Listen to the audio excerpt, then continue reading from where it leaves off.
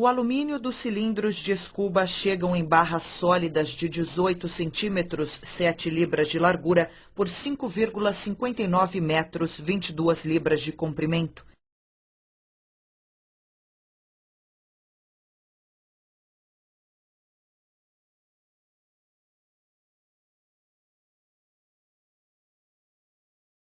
Serras cortam as barras em lingotes de alumínio em um peso apropriado.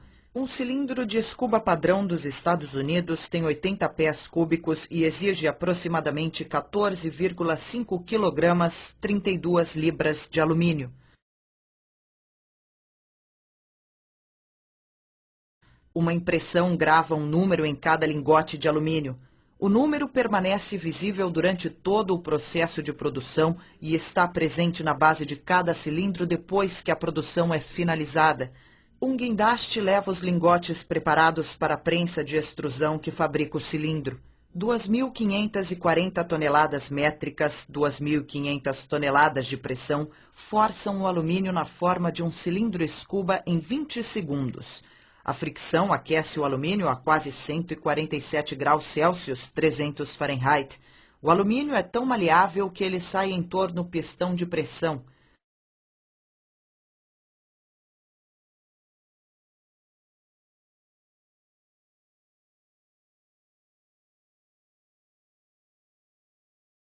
Um inspetor independente checa cada cilindro para ter certeza de que está de acordo com os padrões governamentais.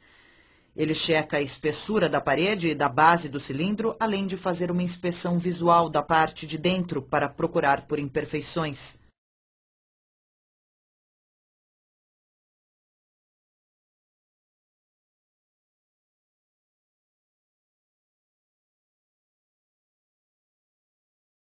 A pressão feita contra o cilindro em uma forma aquecida cria o gargalo. O cilindro é uma construção única, sem soldagem. Os cilindros são então tratados em uma solução aquecida em uma condição T4 por 1 hora. O esfriamento por água e o processo de envelhecimento T6 endurecem a liga de alumínio relativamente flexível, mudando sua estrutura molecular. Depois de endurecer, 1 em cada 200 cilindros é mandado para testes que determinam a força de tensão do cilindro. Para conduzir o teste, uma serra remove uma parte ou pedaço do cilindro.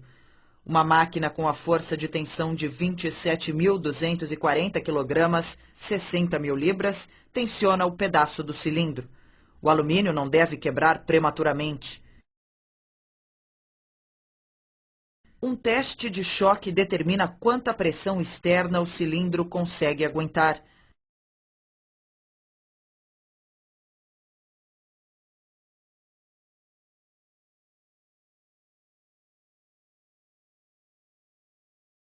A usinagem e o rosqueamento preparam o gargalo do cilindro para aceitar a válvula e cada cilindro é checado com uma rosca medidora.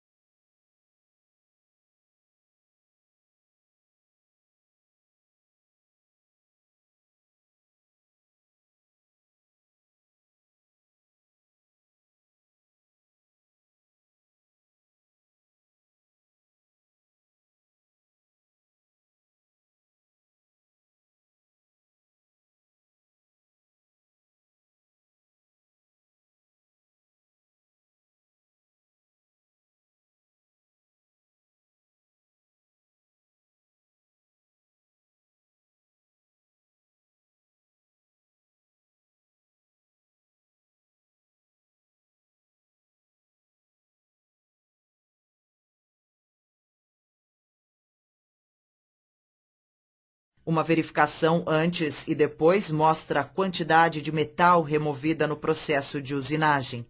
Todo cilindro passa por um teste hidrostático antes de sair da fábrica. O teste hidrostático mede a expansão do cilindro sob pressão. Cheio de água, o cilindro é colocado em um recipiente cheio de água. O equipamento de teste aumenta a pressão dentro do cilindro para 5/3 de sua pressão de trabalho. O cilindro expande liberando água do recipiente. Medidas da água liberada indicam o quanto o cilindro expandiu.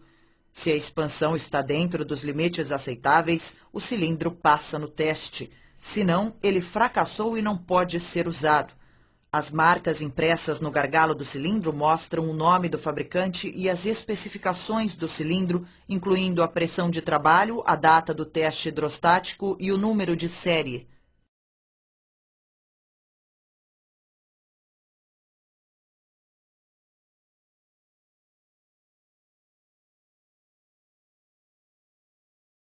Jato de areia remove as aparas e dá acabamento ao cilindro. Entretanto, os mergulhadores nunca devem jatear seus próprios cilindros.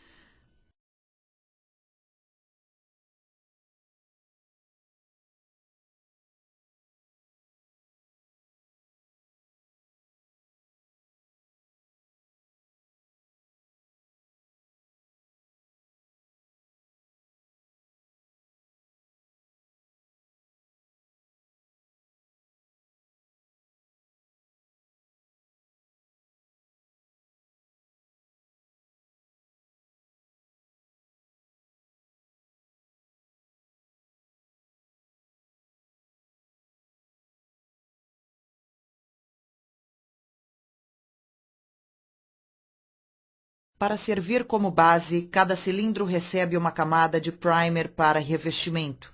Uma ou duas camadas de revestimento da cor real do cilindro vêm em seguida. O cilindro é então assado para curar a pintura.